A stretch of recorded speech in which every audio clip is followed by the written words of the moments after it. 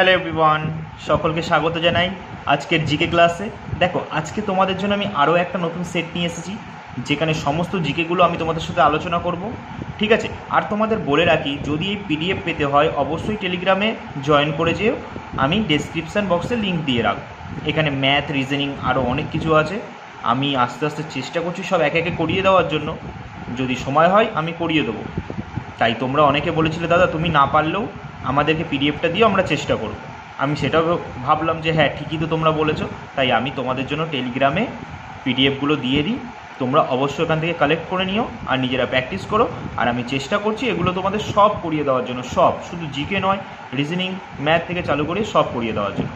চলো তাহলে আজকে জিকে ক্লাস আমরা শুরু করি, আর পুরো ডিটেলসে আমরা ক্লাসটা করি, কেমন? চলো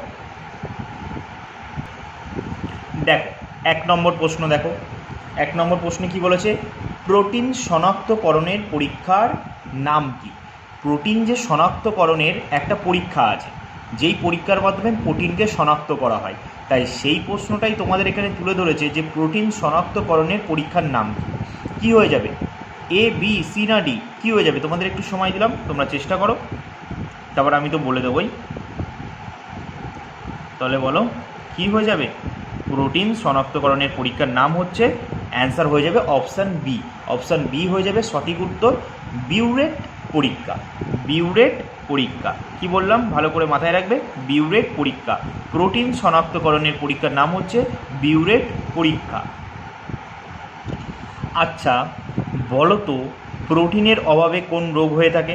তোমরা বলতে পারবে প্রোটিনের অভাবে কোন রোগ হয়ে থাকে? এই প্রশ্নটা পরীক্ষায় প্রচুরবার এসেছে, বা রোগটার নাম দিয়ে বলে, রোগটার নাম হয়তো দিয়ে দেয়, বা জিজ্ঞাসা করে যে এইটার অভাবে, যে এই রোগটা হয় কিসের অভাবে, এরকম করেও প্রশ্নটা করে। ঠিক আছে, তাহলে বলো প্রোটিনের অভাবে কোন রোগটা হয়?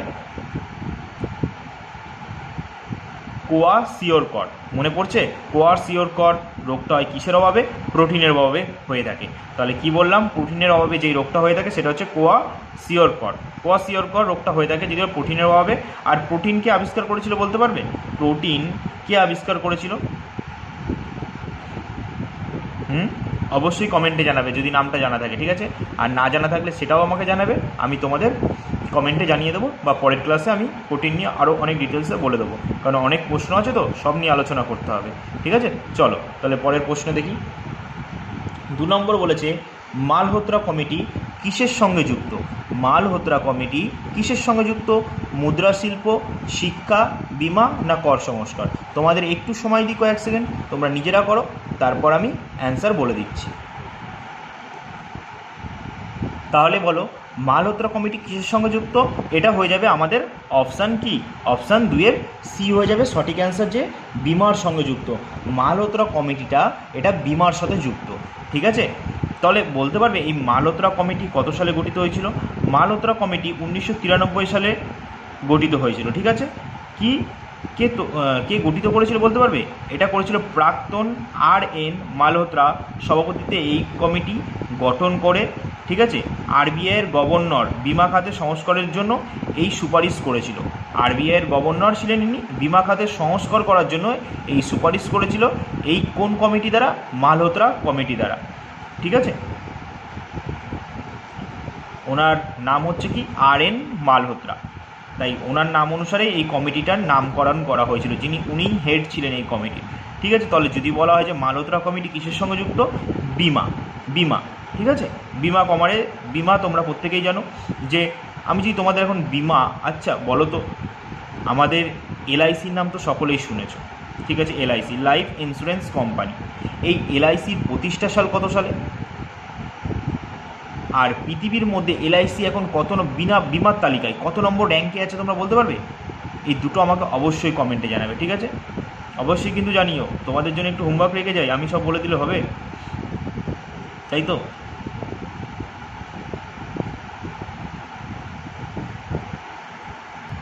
তাহলে কি বললাম, এই প্রশ্নটা মনে পড়ছে তো, যে আমি কি বললাম এই জায়গাটায়, যে মালহোত্রা কমিটি কিসের সঙ্গে জড়িত? বিমার সঙ্গে জড়িত। যদি বলা হয় কত সালে মালহোত্রা কমিটি গঠিত হয়েছিল? 1993 সালে। কত সালে বললাম? 1993 সালে গঠিত হয়েছিল মালহোত্রা কমিটি। তখনকার সরকারের ভারতীয় রিজার্ভ ব্যাংকের প্রাক্তন গভর্নর ছিলেন আর.এন. মালহোত্রার। এনার সভাপতিত্বে এই কমিটিটা গঠন করা হয়েছিল, যাতে বিমা সংস্কারের সুপারিশ প্রস্তাব করা হয়েছিল, যাতে বিমা সংস্কারটা আরও উন্নত করা যায় বা এই নিয়ে আরও অনেক কিছু ভাবা যায়, এর জন্য এই কমিটি গঠন করা হয়েছিল। আর কে গঠন করেছিলেন এই কমিটিটা? আর.এন. মালহোত্রা, যিনি আরবিআইয়ের গভর্নর ছিল। তাহলে এবার বলে ফেলো, আরবিআই প্রতিষ্ঠা হয় কত সালে?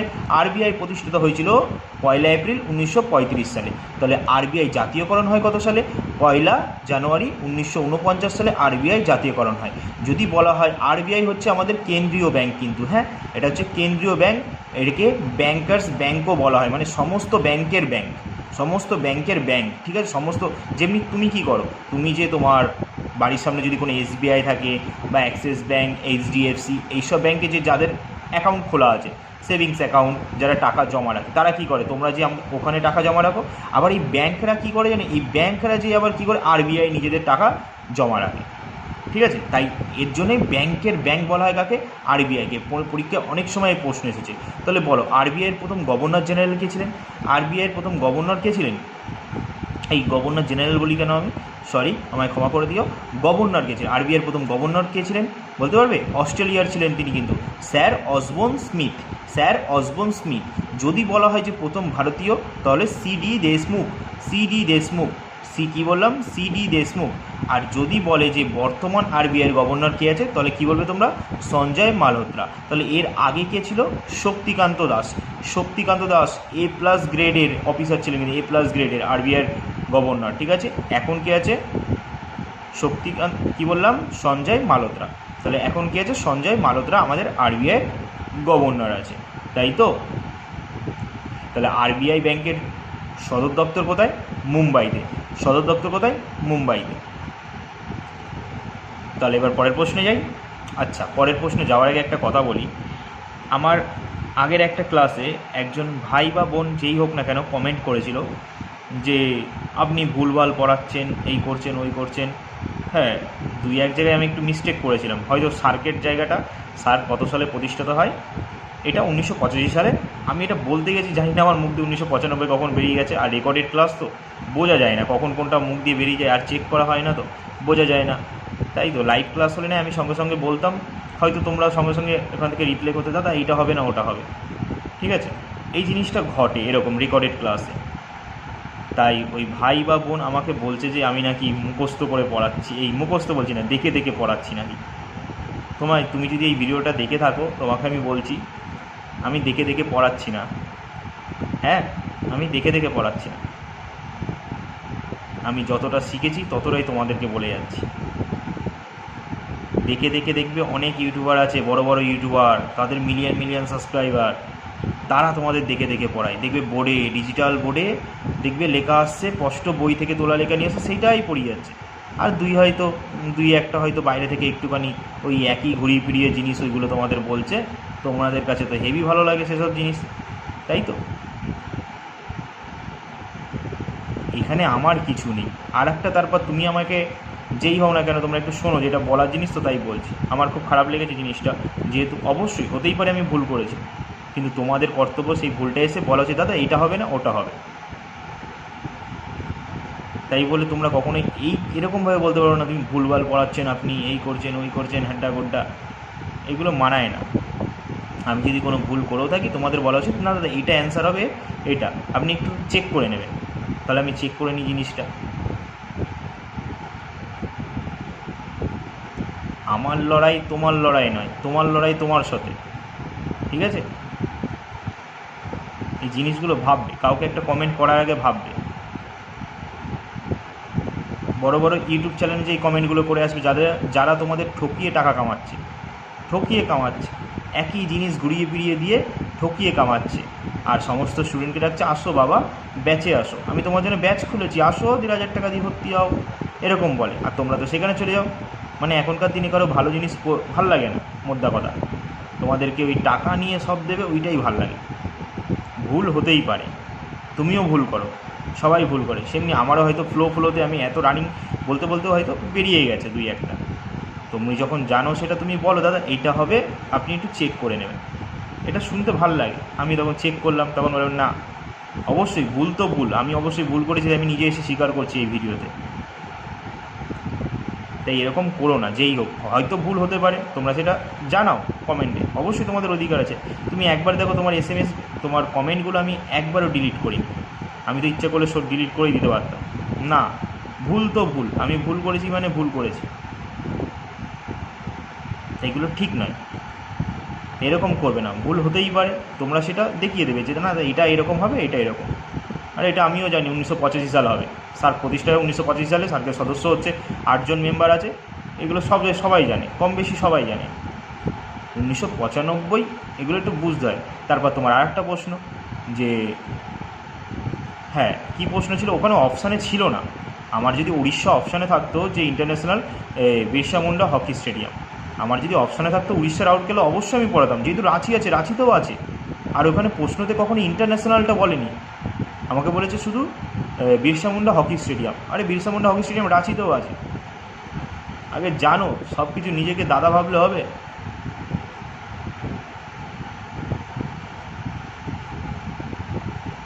আমি সবার কমেন্টেই রিপ্লাই দিই, তাই তোমার নামটা, তোমার কথা আমি নাই বলতে পারতাম, তোমাকে আমি পাত্তা নাই দিতে পারতাম এখানে, না পাত্তা দেওয়ার কথা না এখানে। তুমি ঠিক বলেছো, হ্যাঁ আমি দুই এক জায়গায় একটু মিস্টেক হয়ে গেছে, তুমি ভালোভাবে বলতে, সেটা ভিডিওটা কিন্তু অনেকজন দেখেছে, তুমি একা দেখোনি। আর তুমি একমাত্র শিক্ষিত নয় যে অনেকেরা দেখেছে তারা অশিক্ষিত, তারা কিন্তু একবারে বলেনি, তারা বরং চেষ্টা করেছে দাদা এইটা হবে। তাই এই জিনিসগুলো আর করো না, ঠিক আছে? চলো আমরা ক্লাসে ফিরে যাই, আবার ক্লাসে শুরু করি। পারলে বড় বড় ইউটিউবারগুলোকে যে একটু কমেন্ট করো, দাদা ব্যাচ পরে বেচবেন, একটু এসে করান, আগে তো এখান দিয়েই শুরু করেছিলেন, শুরুটা তো আগে এইখান দিয়ে ইউটিউব দিয়েই করেছিলেন, ইউটিউবে বড় হয়ে যে এখন ব্যাচ খুলছেন আর আমাদেরই ভুলে গেছেন। যেহেতু যে ওই একই জিনিস পড়াচ্ছেন, চন্দ্রগুপ্ত মৌর্য কে ছিলেন, এই দ্বিতীয় চন্দ্রগুপ্ত কে ছিলেন, ওগুলো তো ইউটিউবেও পড়িয়েছেন, এক্সট্রা টাকা কামাচ্ছেন, আবার ওই ক্লাসগুলো এবার ইউটিউবে লোড করছেন। এইসব কথা বলার ক্ষমতা তো কেউ নেই, অন্যায়ের প্রতিবাদ করার তো ক্ষমতা নেই। আর যে ভালো জিনিস দিচ্ছে সেখানে এসে আবার যখন একটা ভালো ক্লাস নিচ্ছে তখন তো লিখছো না দাদা খুব ভালো হচ্ছে, আর যেই একটা ফল্ট দেখছো সেই সঙ্গে সঙ্গে কমেন্ট কাকে বলে। অবশ্যই কমেন্টটা করো এইভাবে, দাদা এটা হবে, মিটে যায় সমস্যা। তোমার মতো অনেক ছেলেমেয়ে ক্লাস দেখছে, তারাও কিন্তু প্রচুর শিক্ষিত, তোমার মতো এরকম দেখায়নি, তারা এসে শুধু এটা বলছে দাদা এটা হবে।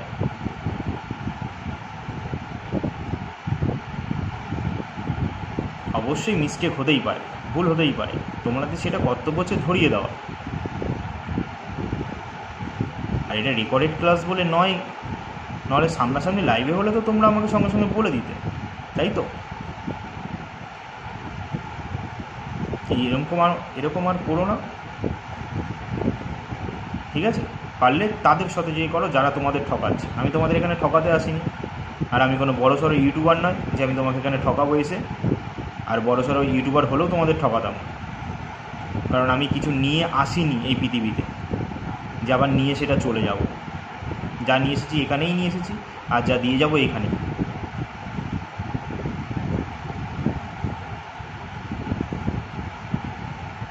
কথাগুলো কেউ স্কিপ করে শুনো না, একটু শুনে নিও, এটা শোনার জিনিস।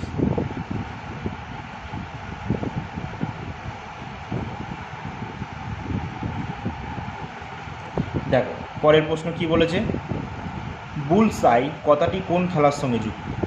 বুলস আই কথাটি কোন খেলার সঙ্গে যুক্ত? তাহলে বলে ফেলো, বুলস আই কথাটি কোন খেলার সঙ্গে যুক্ত?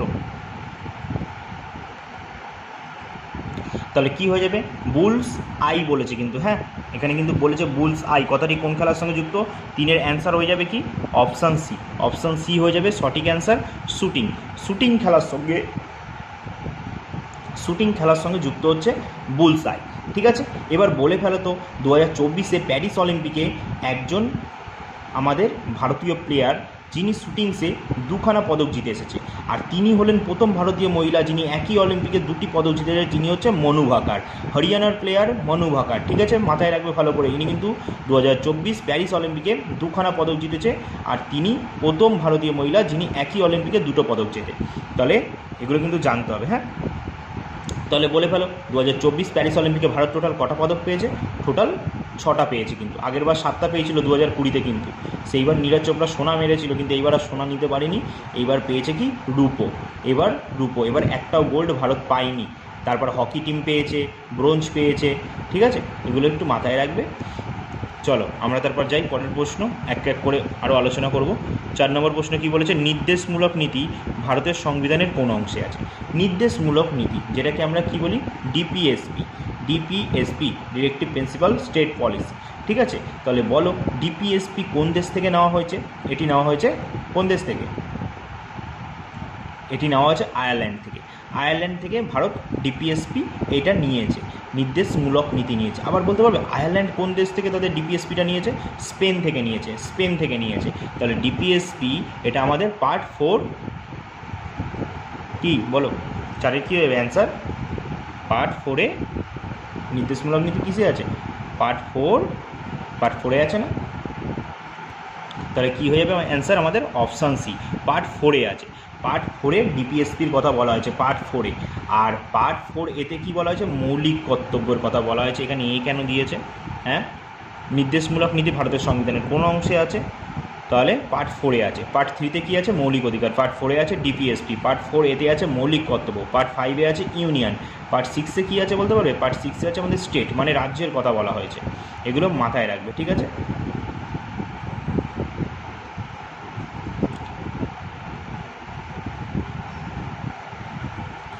এই পেপারে না অনেক ভুল থাকে, ঠিক আছে, একটু তোমরা ম্যানেজ করে নিও। কোনো জায়গায় যদি ভুল ত্রুটি হয়ে থাকে তো ম্যানেজ করে নিও, কারণ পেপারে অনেক ভুল থাকে তো, ঠিক আছে, সব তো সঠিক আসে না, নাহলে আবার কেউ কমেন্ট করে বসবে তোমরা, ঠিক আছে। যদি ভুল থেকে থাকে আমাকেও একটু ধরিয়ে দিও, কারণ রেকর্ডেড ক্লাস তো আমার চেক করা হয় না জিনিসটা, তোমরা চেক করে নিও একটু, ঠিক আছে। আর ফ্লোতে যদি কিছু বেরিয়ে যায় সেটা আমাকে একটু ধরিয়ে দিও, ঠিক আছে।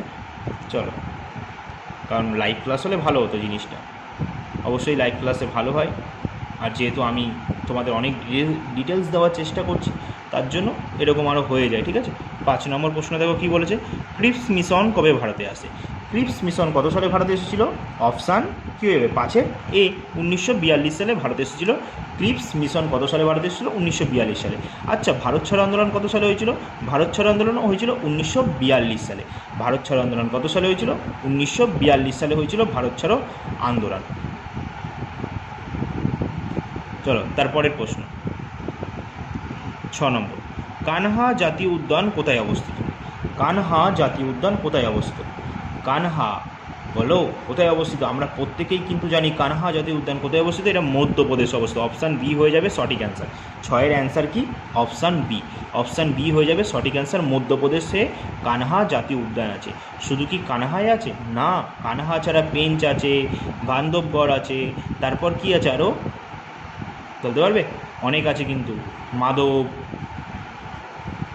মাধব জানো তো, আমাদের কিন্তু 58তম টাইগার রিজার্ভ কিন্তু মাধব, এটাই কিন্তু আপাতত শেষ টাইগার রিজার্ভ ভারতের। 58তম টাইগার রিজার্ভ, মানে ভারতে এখনও অল টোটাল টাইগার রিজার্ভ মিলে 58খানা টাইগার রিজার্ভ আছে। শেষ হচ্ছে মাধব টাইগার রিজার্ভ, যেটা কোথায় আছে? মধ্যপ্রদেশে আছে। তাহলে বলে ফেলো মধ্যপ্রদেশের মুখ্যমন্ত্রীর নাম কি? ডক্টর মোহন যাদব। রাজ্যপাল হচ্ছে মঙ্গুবাই ছাগনবাই প্যাটেল। মধ্যপ্রদেশের রাজধানী কি? ভোপাল। আর সবথেকে ভারতের পরিষ্কার শহর সেটা হচ্ছে ইন্দোর, সেটা কিন্তু মধ্যপ্রদেশেই অবস্থিত। আর দ্বিতীয় পরিষ্কার শহর বললে সেটা হয়ে যাবে সুরাট, ঠিক আছে। আর গঙ্গার দিক থেকে যদি বলা হয় বারাণসী, প্রয়াগরাজ এরা। তাহলে বলো গুজরাটের মুখ্যমন্ত্রীকে? ভূপেন্দ্র প্যাটেল। রাজ্যপালকে আছে দেবব্রত আচার্য। এই দেবব্রত আচার্য ইনি আবার এখন মহারাষ্ট্রের রাজ্যপাল রূপে অতিরিক্ত দায়িত্বভার গ্রহণ করেছে। তাহলে মহারাষ্ট্রের মুখ্যমন্ত্রীকে? দেবেন্দ্র ফডনবিস। মহারাষ্ট্রের রাজধানী কি? মুম্বাই। তাহলে বলো রাজস্থানের মুখ্যমন্ত্রী কে আছে? ভজনলাল শর্মা। রাজ্যপাল হচ্ছে কিষাণ রাও। রাজস্থানের রাজধানী হচ্ছে জয়পুর। যদি বলা হয় যে প্রথম ভারতের ওয়ার্ল্ড হেরিটেজ সাইট যদি বলা হয় শহরের কথা বলা হয় তাহলে কি? আহমেদাবাদ হবে। আর জয়পুর কত সালে যদি বলে আহমেদাবাদ ওয়ার্ল্ড হেরিটেজ সাইট হয়েছে 2017 সালে। জয়পুর বললে 2019 সালে। জয়পুরকে পিঙ্ক সিটি বলা হয়। আর যদি বলা হয় ব্লু সিটি বলা হয় যোধপুরকে। আর যদি বলা হয় যে হোয়াইট সিটি বলা হয় সাদা শহর, হোয়াইট সিটি বলা হয় উদয়পুরকে। তাহলে যদি বলে এবার উত্তরপ্রদেশের রাজধানীর নাম কি? লখনৌকে নবাবের শহর বলা হয়। তাহলে যদি বলে উত্তরপ্রদেশের মুখ্যমন্ত্রী কে আছে? আমরা প্রত্যেকেই জানি যোগী আদিত্যনাথ হচ্ছে উত্তরপ্রদেশের মুখ্যমন্ত্রী বর্তমানে। যদি বলে রাজ্যপাল কে আছে বর্তমানে, তাহলে কি বলবো আমরা? আনন্দীবেন প্যাটেল। চলো এবার আমরা পরের প্রশ্নে যাই। আচ্ছা বলো তো উত্তরপ্রদেশে কটা ন্যাশনাল পার্ক আছে? উত্তরপ্রদেশে একটাই আছে, দুধওয়া ন্যাশনাল পার্ক। কিন্তু আরও একটা নাম মাথায় রাখবে, অনেক সময় দিয়ে দেয়, চন্দ্রপ্রভা। চন্দ্রপ্রভা ন্যাশনাল পার্ক কোথায় আছে? এটাও কিন্তু উত্তরপ্রদেশেই আছে, ঠিক আছে। চন্দ্রপ্রভা এটা উত্তরপ্রদেশে আছে, কোথায় যদি বলা হয়? বারাণসীতে অবস্থিত এটা, ঠিক আছে। এটাও মাথায় রেখে দেবে, ঠিক আছে। পরের প্রশ্ন 7 নম্বর প্রশ্ন, ব্লু রেভলিউশন কার সঙ্গে যুক্ত? মানে তোমরা প্রত্যেকে জানো নীল বিপ্লব। নীল বিপ্লব কার সঙ্গে যুক্ত বলো? সার, মশলা, জলসেচ, মাছ। আমরা প্রত্যেকেই জানি, সাতের অ্যান্সার কী হবে? Option D. নীল বিপ্লব হচ্ছে মাছের সঙ্গে যুক্ত ছিল, মৎস্য চাষের সঙ্গে যুক্ত ছিল নীল বিপ্লব, তাই তো? আমরা তো এটাই তো জানি সকলেই। তাহলে ব্লু রেভলিউশন কার সঙ্গে যুক্ত? মাছ চাষের সঙ্গে যুক্ত ছিল। আচ্ছা বলো তো তাহলে যে শ্বেত বিপ্লব কিসের সঙ্গে যুক্ত? শ্বেত বিপ্লব হচ্ছে দুগ্ধ উৎপাদনের সঙ্গে, মানে দুধের সঙ্গে যুক্ত ছিল। তাহলে আর শ্বেত বিপ্লবের জনক কাকে বলা হয়? ভার্গিস কুরিয়েনকে বলা হয়। আর সবুজ বিপ্লবের জনক বলা হয় কাকে? এস স্বামীনাথন, যিনি 2024 সালে ভারতরত্ন পুরস্কার পেয়েছেন। কি ভারতরত্ন পুরস্কার পেয়েছেন? মরণোত্তর কিন্তু, অবশ্যই কিন্তু, হ্যাঁ, তিনি কিন্তু মরণোত্তর পেয়েছেন। আর 2024 সালে এই প্রথম 5 জনকে ভারতরত্ন দেওয়া হয়েছে। কে কে বলতে পারবে? এক হচ্ছে বিহারের কর্পূরী ঠাকুর, 2 হয়েছে এল.কে. আদবানি, 3 হচ্ছে চৌধুরী চরণ সিং, 4 হচ্ছে পি.ভি. নরসিংহ রাও, আর একজন হচ্ছে যেমাত্র বললাম ওনার নাম এস স্বামীনাথন। এগুলো মাথায় রাখবে, ঠিক আছে। আর যদি বলা হয় প্রথম কবে ভারতরত্ন পুরস্কার দেওয়া হয়েছে, সেটা হচ্ছে 1954 সালে প্রথম 3 জনকে দেওয়া হয়েছিল। কে কে? সি.ভি. রমন, চক্রবর্তী রাজা গোপালাচারী, সর্বপল্লী রাধাকৃষ্ণন, ঠিক আছে। তাহলে বলো পরের প্রশ্নে যাই।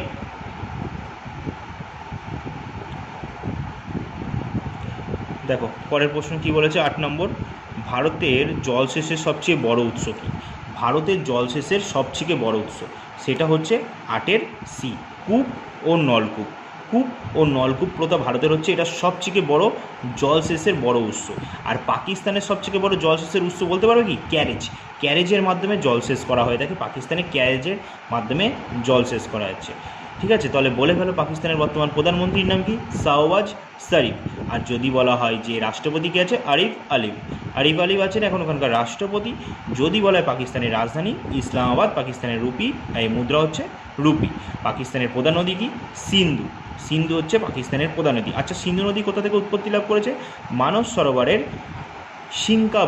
সিঙ্কাবাব থেকে সিন্ধু নদী উৎপত্তি লাভ করছে। তারপর এটা আমাদের ভারতে প্রবেশ করে। ভারতে টোটাল বলতে গেলে 705, অনেক সময় অনেক জায়গায় লেখা থাকে 708 এরকম লেখা থাকে, ঠিক আছে। অনেক বই অনেক ধরনের লেখা থাকে, ঠিক আছে। তাহলে এরকম এর দৈর্ঘ্য ভারতে প্রবাহিত হয়েছে। তারপর টোটাল যদি বলে সিন্ধু নদীর দৈর্ঘ্য হচ্ছে 2880। তারপর এটা পাকিস্তানে চলে যায়, পাকিস্তানে যে আরব সাগরে যে সিন্ধু নদী পড়েছে, ঠিক আছে। সিন্ধু নদীর 5খানা গুরুত্বপূর্ণ বাদিকের উপনদী আছে। কী কী বলতে পারবে? হ্যাঁ, শতদ্রু বা সতলাজ, চন্দ্রভাগা বা চেনাব, তারপর যে ইরাবতী বা রাবি, তারপর যদি বলা কি বিতস্তা বা ঝিলাম, বিয়াস বা বিপাশা, এগুলো, ঠিক আছে, মনে রাখবে। আর ডান দিকে হচ্ছে কি শিয়াল, গিলগিট, তারপর হচ্ছে নুব্রা, এরা, ঠিক আছে, এগুলো মাথায় রাখবে। চলো পরের প্রশ্নে যাই। 9 নম্বর, নির্ভয় কিসের নাম? নির্ভয় কিসের নাম একটা? 9-এর অ্যান্সার হয়ে যাবে অপশান ডি, পারমাণবিক বোমা। নির্ভয় হচ্ছে একটা পারমাণবিক বোমার নাম। নির্ভয় কিসের নাম? পারমাণবিক বোমার নাম হচ্ছে নির্ভয়, ঠিক আছে। পরের প্রশ্ন 10 নম্বর বলেছে কি, অমৃতসরের স্বর্ণ মন্দির কে তৈরি করেন? অমৃতসরের স্বর্ণ মন্দির কে তৈরি করেছিলেন? তোমরাই বলো, অমৃতসরের যে স্বর্ণ মন্দিরটা তৈরি করেছিলেন কে? আচ্ছা এখানে যতজনার নাম দেওয়া আছে, তেগ বাহাদুর, অর্জুন সিং, হরগোবিন্দ, রামদাস, এনরা কে? এনারা হচ্ছে সকলেই শিখ গুরু। তাহলে প্রথম শিখ গুরু কে ছিলেন? গুরু নানক। তারপর যদি বলাই কে ছিলেন? তারপর ছিল গুরু অঙ্গদ।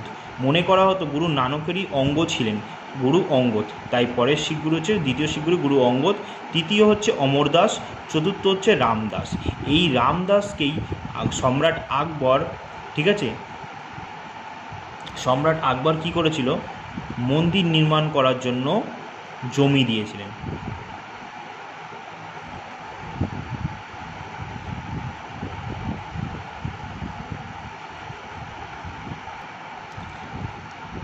তাহলে অ্যান্সার কী হয়ে যাবে, অমৃতসরের স্বর্ণ মন্দির কে তৈরি করেছিলেন? অ্যান্সার হয়ে যাবে অপশান ডি, গুরু রামদাস। তাহলে শিখ গুরু রামদাস অমৃতসরের স্বর্ণ মন্দির তৈরি করেছিলেন। কত সালে বলতে পারবে? তিনি 1577 সালে অমৃতসর। আচ্ছা বলতে পারবে তার আগে একটা জিনিস বলো, অমৃতসর শহরটা প্রতিষ্ঠাতা করেছিলেন কে? ইনিও কিন্তু গুরু রামদাস, কিন্তু কত সালে? 1577 সালে। কিন্তু 1577 সালে কী করেছিল? অমৃতসর শহর তিনি প্রতিষ্ঠা করেছিলেন, আর তখনই তিনি মন্দিরটা নির্মাণ কাজও শুরু করে দিয়েছিলেন। আর তাকে জমি দিয়েছিলেন কে মন্দির নির্মাণ করার জন্য? সম্রাট আকবর কিন্তু জমি দিয়েছিলেন।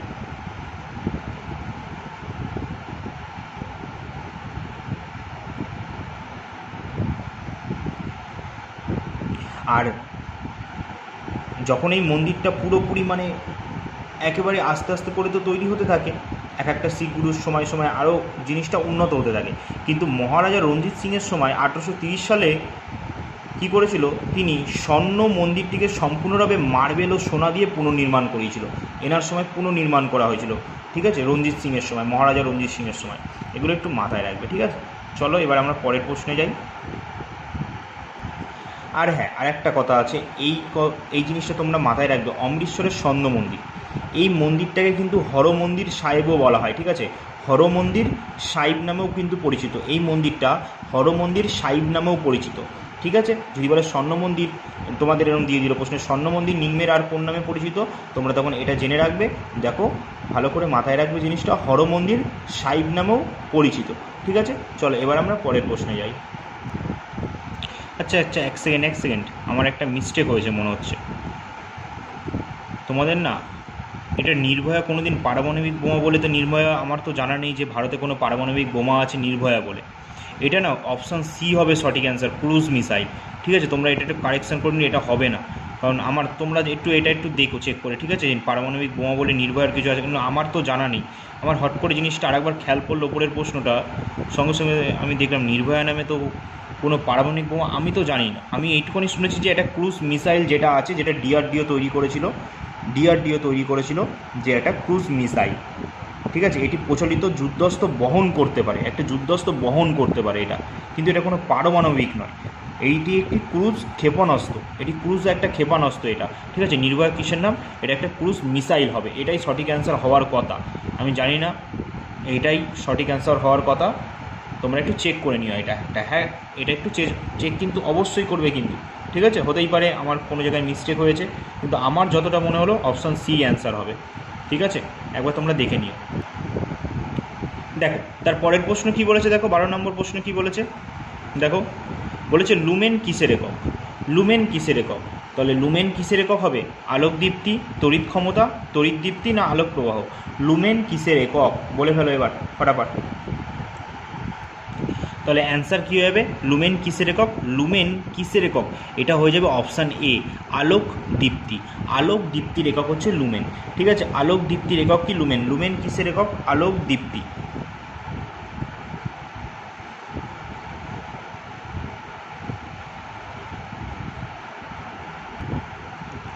তারপরের প্রশ্ন দেখো, 13 নম্বর প্রশ্ন, আজলান শাহ কাপ কোন খেলার সঙ্গে যুক্ত? তোমরা প্রত্যেকেই জানো 13-এর অ্যান্সার কী হয়ে যাবে? আজলান শাহ কাপ কোন খেলার সঙ্গে যুক্ত?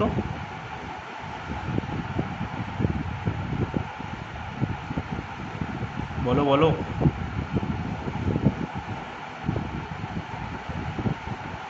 আজলান শাহ কাপ কোন খেলার সঙ্গে যুক্ত?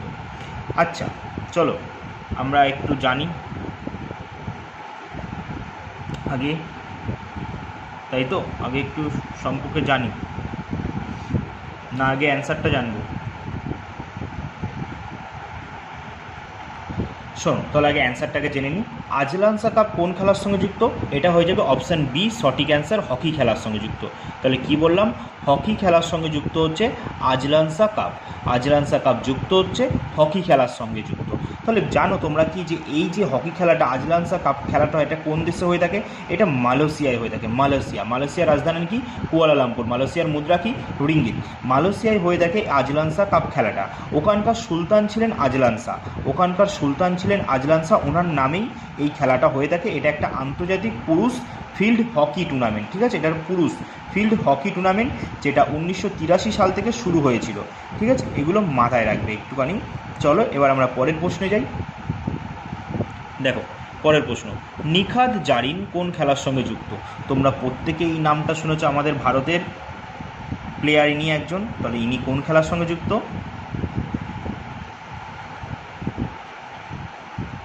বলো, নিখাত জারিন ইনি কোন খেলার সঙ্গে যুক্ত? ইনি একজন বক্সার। নিখাত জারিন একজন হচ্ছে বক্সার, আমাদের ভারতীয়। নিখাত জারিন কোন খেলার সঙ্গে যুক্ত? ইনি একজন বক্সার। তোমরা প্রত্যেকেই ওনাকে কম বেশি চেনো, আশা করি আজ থেকে আরও ভালো করে চিনলে তোমরা। নিখাত জারিন কোন খেলার সঙ্গে যুক্ত? ইনি একজন বক্সার, বক্সিং খেলার সঙ্গে ইনি যুক্ত। এনার বয়স কত বলতে পারবে? ইনি এখন 29 বছর মতো বয়স আছে এনার, ঠিক আছে।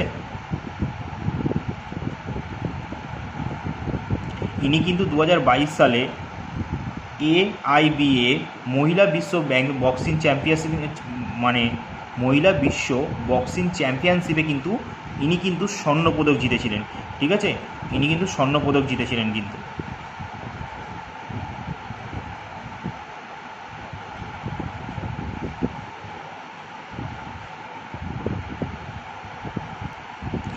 আমি এখান থেকে তোমাদের জন্য একটা হোমওয়ার্ক দেবো, সেটা হচ্ছে নিখাত জারিন, ঠিক আছে। হোমওয়ার্কটা কী রইল, যে নিখাত জারিন আমাদের ভারতের কোন রাজ্যের বাসিন্দা?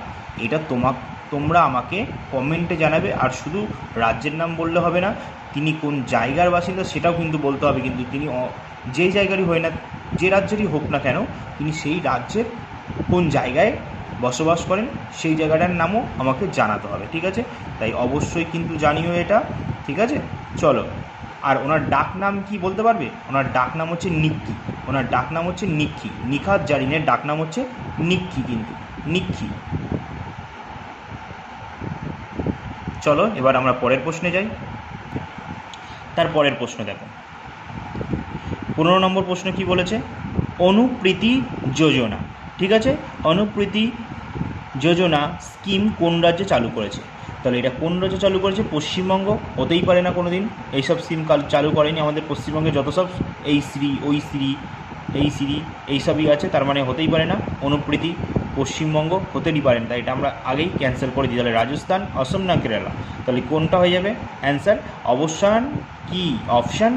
অপশান বি হয়ে যাবে সঠিক অ্যান্সার, রাজস্থান, ঠিক আছে। অনুপ্রীতি যোজনাটা রাজস্থান চালু করেছে। আচ্ছা, তার আগে বলো তো এই যোজনাটা কি সংক্রান্ত, মানে কি বিষয় রিলেটেড? এটা হচ্ছে, ঠিক আছে, একটা কোচিং স্কিম। কোচিং স্কিম, কি বললাম? Coaching scheme. এটা একটা কোচিং স্কিম, ঠিক আছে। এটা রাজস্থান সরকার এই প্রকল্পটা চালু করেছিল। কেন চালু করেছিল? দুর্বল ছাত্রছাত্রীদের জন্য, যাতে তারা বিভিন্ন প্রতিযোগিতা, আমরা যেমনি প্রতিযোগিতামূলক পরীক্ষায় বসি, তোমরাও বসছো, ঠিক আছে, সেরকমই রাজস্থান সরকার ওখানকার যে দুর্বল ছাত্রছাত্রীরা আছে তাদের বিভিন্ন প্রতিযোগিতামূলক পরীক্ষার জন্য বিনামূল্যে কোচিং প্রদান করার জন্য এই প্রকল্পটা এনেছিল। তাহলে রাজস্থানের মুখ্যমন্ত্রীকে ভজনলাল শর্মা, রাজ্যপাল কে আছে? কিষাণ রাও, রাজস্থানের রাজধানী হচ্ছে জয়পুর। তাহলে বলে পারো অসমের মুখ্যমন্ত্রী কে আছে? হিমন্ত বিশ্ব শর্মা। আমরা প্রত্যেকেই ওনাকে খবরে এখন কম বেশি খুব দেখতে পাই, কারণ ওখানকার এখন ভালো মানুষ, ঠিক আছে, হেভি ঠান্ডা করে দেয় সবাইকে, ঠিক আছে। তাহলে বলো অসমের মুখ্যমন্ত্রী কে আছে? হিমন্ত বিশ্ব শর্মা। যদি বলা হয় যে রাজ্যপাল কে আছে, তাহলে কি বলবে তোমরা? লক্ষণ প্রসাদ আচার্য। আর অসমের রাজধানী হচ্ছে কি? দিসপুর হচ্ছে অসমের রাজধানী। তাহলে কেরালার মুখ্যমন্ত্রীকে পিনারাই বিজয়ন। রাজ্যপাল কে আছে? যিনি বিহারের রাজ্যপাল ছিলেন তিনি এখন কেরালায় গেছে, যার যিনি কেরালার রাজ্যপাল তিনি বিহারে গেছেন। তাহলে বিহারের রাজ্যপাল আগে কে ছিলেন সেটা আমাদের আপাতত জানার দরকার নেই, আমরা ডাইরেক্ট এটাই জানি যে কেরালার বর্তমান রাজ্যপালকে তিনি হচ্ছেন রাজেন্দ্র আল্লকার। আর বিহারের মুখ্যমন্ত্রী নীতিশ কুমার। রাজ্যপাল কে আছে? আরিফ মোহাম্মদ খান, ঠিক আছে। তাহলে তোমরা বুঝেই গেছো। আর পশ্চিমবঙ্গের তো বললাম না মুখ্যমন্ত্রীকে, সেটা তোমরা প্রত্যেকেই জানো। রাজ্যপাল কে আছে? সিভি আনন্দ বোস, ঠিক আছে। চলো এর পরের প্রশ্নে যাই। 16 নম্বর প্রশ্ন দেখি কি বলেছে। দেখ, ওয়ার্ল্ড হেপাটাইটিস ডে কবে পালিত হয়? হেপাটাইটিস এটা কী ঘটিত রোগ বলতে পারবে? এটা একটা হচ্ছে ভাইরাস ঘটিত রোগ, ঠিক আছে। হেপাটাইটিস হচ্ছে ভাইরাস ঘটিত রোগ। এছাড়াও ভাইরাস ঘটিত রোগ আর কী কী আছে বলতে পারবে? এছাড়াও আছে কোভিড-19 আমরা প্রত্যেকেই জানি, আরএনএ যুক্ত ইনফ্লুয়েঞ্জা, তারপর হচ্ছে ডেঙ্গু, তারপর হচ্ছে সোয়াইন ফ্লু, বার্ড ফ্লু, এগুলো সব কিন্তু ভাইরাস ঘটিত রোগ। ঠিক আছে, এগুলো মাথায় রাখবে কিন্তু এই জিনিসগুলো পরীক্ষায় অনেক সময় আসে, কোনটা ব্যাকটেরিয়া জনিত, কোনটা ভাইরাস, কোনটা প্রোটোজোয়া, কোনটা ছত্রাক, এগুলো মাথায় রাখবে টুকিটাকি। আমি পরের বার যখন আরও অন্যান্য ক্লাসে আসবো তখন আরও ডিটেলসে আলোচনা করব। ঠিক আছে, আজকে বেশি করছি না যেহেতু এখন অনেকগুলো প্রশ্ন আছে। চলো তাহলে বলো, ওয়ার্ল্ড হেপাটাইটিস ডে কবে পালন করা হয়? এটা হয়ে যাবে অপশান সি 28শে জুলাই। অপশান সি 28শে জুলাই হচ্ছে হেপাটাইটিস দিবস পালন করা হয়। আর 1 জুলাই বলতে পারবে কী কী দিবস আছে? 1 জুলাই ডক্টর দিবস, তারপরে কি জিএসটি দিবস ভারতের। 1 জুলাই অনেক কিছু পালন করা হয়ে থাকে, বিশেষ করে ডক্টরটা তো মনে রাখবেই। ঠিক আছে, আর জিএসটি দিবস, কারণ আমরা জিএসটি চালু হয়েছিল 2016 সালে, কিন্তু সেটা পাস হয় কত সালে? 2017 সালে। আর 2017 সালে পাস হয়েছিল 1 জুলাই। ঠিক আছে, ভারতে জিএসটি চালু হয় 2017 সালে 1 জুলাই। প্রথম কোন রাজ্য গ্রহণ করেছিল? আসাম গ্রহণ করেছিল। সর্বশেষ কোন রাজ্য গ্রহণ করেছিল? তখন রাজ্য ছিল অবশ্যই জম্মু কাশ্মীর। ঠিক আছে, তখন জম্মু কাশ্মীর সর্বশেষ গ্রহণ করেছিল। জম্মু কাশ্মীর তো 2019 সালে 31শে অক্টোবর আমরা জানি কি 370 ধারা বাতিল হয়, সেটা এখন ইউনিয়ন টেরিটরিসে পরিণত হয়। লাদাখ আর জম্মু কাশ্মীর দুটো আলাদা হয়ে যায়। ঠিক আছে, তাহলে যদি বলা হয় জম্মু কাশ্মীরের বর্তমান লেফটেন্যান্ট জেনারেল কে আছে? প্রথম ছিলেন গিরিশচন্দ্র মুর্মু, এখন বর্তমানে মনোজ শর্মা। আর লাদাখের প্রথম আর কে মাথুর ছিল, তারপরে হলেন কে? বিডি মিশ্র। এখন বর্তমানে রিসেন্টলি চেঞ্জ হয়ে গেছে, এখন আছে কবিন্দর গুপ্তা। ঠিক আছে, কে আছে? কবিন্দর গুপ্তা আছে।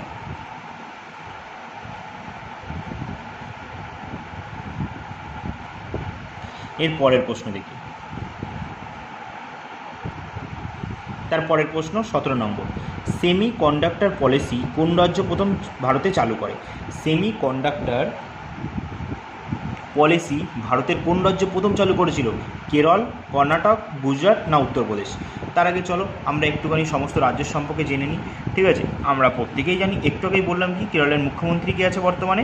পিনারাই বিজয়ন। আর রাজ্যপাল কে আছে এখন বর্তমানে? কেরালার রাজেন্দ্র আর্লেকর। আর যদি বলা হয় রাজধানী কি কেরালার? তিরুবনন্তপুরম বা ত্রিবান্দাম বলা হয়। কেরালার প্রধান নদীর নাম কি? পেরিয়ার। কেরালার প্রধান নদীর নাম হচ্ছে পেরিয়ার। ঠিক আছে, এগুলো একটু মাথায় রাখবে। কর্ণাটকের মুখ্যমন্ত্রী বললে সিদ্ধারামাইয়া। রাজ্যপাল যদি বলা হয় কি? থাওলাচাঁদ গেহলট। ঠিক আছে, কর্ণাটকের মুখ্যমন্ত্রী কি? সিদ্ধারামাইয়া। রাজ্যপাল হচ্ছে থাওলাচাঁদ গেহলট। এটা এখন যদি বলে কেরলে এখন সিপিএম শাসন করছে, কর্ণাটকে কংগ্রেস, আর বাদবাকি গুজরাট, উত্তরপ্রদেশ দু জায়গায় বিজেপি। গুজরাট, উত্তরপ্রদেশ দু জায়গায় বিজেপি। গুজরাটের মুখ্যমন্ত্রী ভূপেন্দ্র প্যাটেল। রাজ্যপাল হচ্ছে আচার্যদেব দেবব্রত আচার্য, বা আচার্যদেব নারায়ণ বলা হয়, দেবব্রত আচার্য। ঠিক আছে, গুজরাটের মুখ্যমন্ত্রীকে ভূপেন্দ্র প্যাটেল, রাজ্যপাল হচ্ছে দেবব্রত আচার্য। গুজরাটের রাজধানী কি? গান্ধীনগর। গান্ধীনগরকে এশিয়ার সবুজতম রাজধানী বলা হয়। তারপর যদি বলা হয় কি? উত্তরপ্রদেশের মুখ্যমন্ত্রীকে যোগী আদিত্যনাথ, রাজ্যপালকে আনন্দীবেন প্যাটেল। উত্তরপ্রদেশের রাজধানী কি? লখনৌ। লখনৌকে নবাবের শহরও বলা হয়। কিন্তু আমাদের প্রশ্নটা হচ্ছে এখানে, সেমি কন্ডাক্টর পলিসি কোন রাজ্য প্রথম গ্রহণ করেছিল? তোমরা প্রত্যেকে যেন ভারতের মধ্যে এখন সবথেকে উন্নত যদি রাজ্য হয়ে থাকে সেটা হচ্ছে কি? গুজরাট। আর গুজরাটই প্রথম এই পলিসিটা গ্রহণ করেছিল। ঠিক আছে, গুজরাটই প্রথম এই পলিসিটা গ্রহণ করেছিল। চলো পরের প্রশ্ন দেখি। 18 নম্বর প্রশ্ন, হারেলি উৎসব কোন রাজ্যে পালিত হয়? হারেলি উৎসবটা কোন রাজ্যে পালিত হয়ে থাকে? হারেলি উৎসব বলো।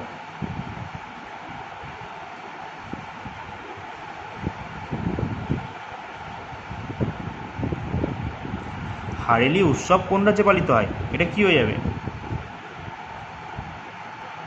তাহলে কি হয়ে যাবে অ্যান্সার? অপশান ডি হয়ে যাবে সঠিক অ্যান্সার, ছত্তিশগড়। তাহলে হারেলি উৎসব কোথায় পালিত হয়ে থাকে? এটা ছত্তিশগড়ে পালিত হয়ে থাকে। তাহলে ছত্তিশগড় রাজ্যটি গঠিত হয়েছিল কত সালে? 2000 সালে। 2000 সালে টোটাল 3টে রাজ্য গঠিত হয়েছিল। কি কি? এক হচ্ছে মধ্যপ্রদেশ ভেঙে ছত্তিশগড় রাজ্য, 2 হচ্ছে বিহার ভেঙে ঝাড়খণ্ড, 3 হচ্ছে উত্তরপ্রদেশ ভেঙে উত্তরাঞ্চল বা উত্তরাখণ্ড রাজ্য তৈরি হয়েছিল। তাহলে ছত্তিশগড়ের মুখ্যমন্ত্রী বর্তমানে কে আছে? বিষ্ণু দেশাই। রাজ্যপাল কে আছে? রমন ডেকা। তাহলে ছত্তিশগড়ের রাজধানী কি? রায়পুর।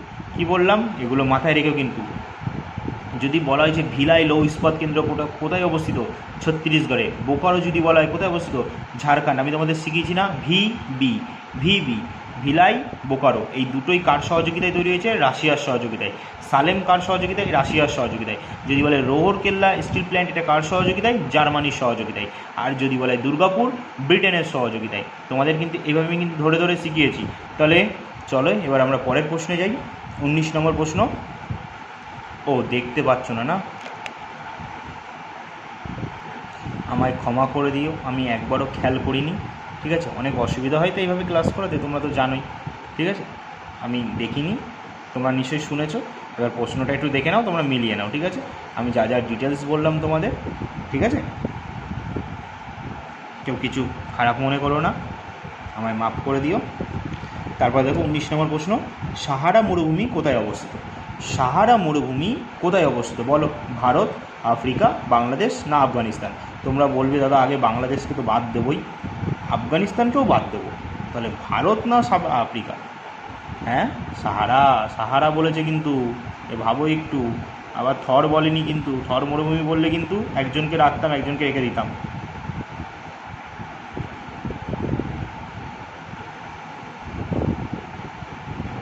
বলো, সাহারা মরুভূমি বলেছে, সাহারা মরুভূমি। আমাদের ভারত তো নয়, থর মরুভূমি বললে তাও নয় ভাবতাম, যেহেতু সাহারা মরুভূমি বলেছে তাহলে অবশ্যই অ্যান্সার হয়ে যাবে কি 19-এর আফ্রিকা। সাহারা মরুভূমি কোথায় অবস্থিত? আফ্রিকা। আফ্রিকার কটা, দক্ষিণ আফ্রিকা জানো দক্ষিণ আফ্রিকার কটা রাজধানী আছে? 3টে রাজধানী আছে। কী কী বলতে পারে? প্রিটোরিয়া, কেপ টাউন, ব্লুমপেন্টন, এগুলো সব 3টে রাজধানী আছে দক্ষিণ আফ্রিকার। বুঝেছো? তাহলে পরের প্রশ্ন যাই। আচ্ছা চলো, তাহলে এই বাংলাদেশ আর আফগানিস্তান থেকে কিছু একটু জানি। বলো, বাংলাদেশের রাজধানী কি? ঢাকা। বাংলাদেশের মুদ্রা কি? টাকা। বাংলাদেশের বর্তমানে অন্তর্বর্তীকালীন সরকারের প্রধান কে আছে? ডক্টর ইউনুস, মোহাম্মদ ইউনুস। মোহাম্মদ ইউনুস ইনি কত সালে নোবেলের শান্তি পুরস্কার পেয়েছিল বলতে পারবে? 2006 সালে। যদি বলে বাংলাদেশের গ্রামীণ ব্যাংকের প্রতিষ্ঠাতাকে? মোহাম্মদ ইউনুস, ঠিক আছে? এগুলো একটু মাথায় রাখবে। আচ্ছা বলতে পারি বাংলাদেশের রাজধানী ঢাকা, ঢাকা কোন নদীর তীরে অবস্থিত? বুড়িগঙ্গা নদীর তীরে। তারপর বলো আফগানিস্তান, এখন আফগানিস্তানে কারা শাসন করছে? তালিবানরা শাসন করছে, ঠিক আছে? তাহলে আফগানিস্তানের রাজধানী কি? কাবুল। কাবুল কোন নদীর তীরে? কাবুল নদীর তীরে অবস্থিত। তাহলে আফগানিস্তানের প্রধান নদীর নাম কি বলতে পারবে? হেলমন্দ। হেলমন্দ হচ্ছে আফগানিস্তানের প্রধান নদী। যেমন যদি বলা যায় পাকিস্তানের যদি বলা হয় তাহলে হয়ে যাবে সিন্ধু। আমাদের ভারতের হচ্ছে গঙ্গা, গঙ্গার দৈর্ঘ্য কত? 25, তার ভিতরে 520 কিলোমিটার আমাদের পশ্চিমবঙ্গে প্রবাহিত হয়েছে। আর যদি বলা হয় যে সে তোমার চীনের প্রধান নদী ইয়াংসি কিয়াং, যদি বলে নেপালের যদি বলে প্রধান নদী কি, তাহলে কী হবে? কন্নাল নদী বলা হয়, বা আরেকটা কী নাম?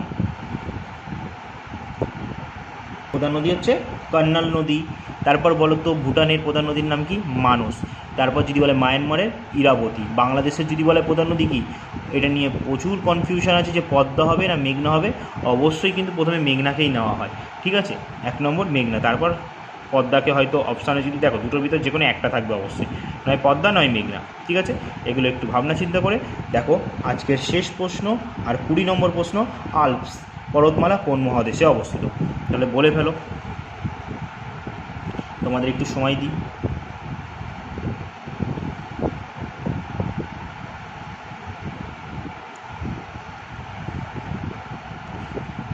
বলো, আল্পস পর্বতমালা কোন দেশে অবস্থিত? কোন মহাদেশে? দেশ বলি কেন, কোন মহাদেশে? এখানে সবকটা মহাদেশ আছে, Europe, Asia, Africa, Oceania. Oceania মহাদেশের আরও এক নাম আছে, সেটা কি বলা হয়? অস্ট্রেলিয়া মহাদেশ। যেহেতু এই মহাদেশের মধ্যে সবচেয়ে বড় দেশ হলো অস্ট্রেলিয়া, তাই এই মহাদেশ অস্ট্রেলিয়া মহাদেশ নামেও পরিচিত, ঠিক আছে? যেহেতু আমাদের প্রশ্ন এসেছে, যে কী প্রশ্ন এসেছে এখান থেকে? আল্পস পর্বতমালা কোন মহাদেশে অবস্থিত? অবশ্যই অপশান এ হয়ে যাবে সঠিক অ্যান্সার, ইউরোপে অবস্থিত। ইউরোপে অবস্থিত আল্পস পর্বতমালা। যদি বলো তো রকি পর্বতমালা কোন মহাদেশে? উত্তর আমেরিকা। আর যদি বলতো আন্দিজ পর্বতমালা দক্ষিণ আমেরিকা। এগুলো একটু মাথায় রাখবে, ঠিক আছে? আর যদি বলে পৃথিবীর সর্বোচ্চ শৃঙ্গের নাম কি? Mount Everest. সেটা কোথায় অবস্থিত? নেপালে অবস্থিত। নেপালে এটা কী নামে পরিচিত? সাগরমাতা। আর চীনে বা তিব্বতের ওই জায়গাটা কী নামে পরিচিত? চোমালুং। কী বললাম? চোমালুং, ঠিক আছে?